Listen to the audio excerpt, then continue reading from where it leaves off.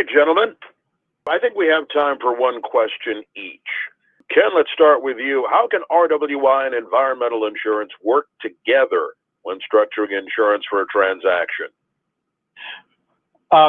Well, I think we just kind of picked that up in the last slide, but I think functionally, if we're both involved at the same time, so that we can be on the same deal timeline, I think that's important. And then we, understanding, how the insurance needs to fit in terms of the length of the policy term and the amount of the policy in order for it to fit with the RWI. I think that's important too.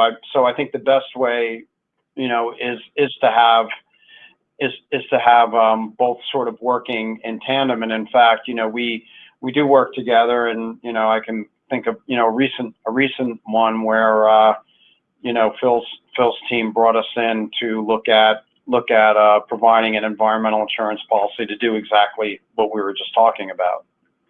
Are there instances where there are industries that neither one of you want to get involved with? This is Phil. On the reps and warranties insurance side, we have a pretty broad appetite, actually. So there's not a whole lot that I can think of off the top of my head that would create major issues. We do oil and gas deals. We do, chemical manufacturing deals. We've even done some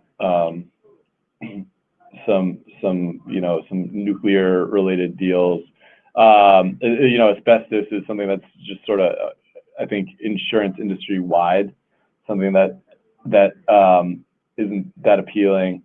But that's the only limitation that we have on our side. I don't know if you concur with that, or if you have anything to add. Well, yeah, I just say I think our sort of market appetite by class of businesses, mirrors Phil's team. I guess the one tough thing would be asbestos products. In a transaction, that's a tough thing to box in with insurance. But other than that, I think from our perspective, we look at everything on a case by case.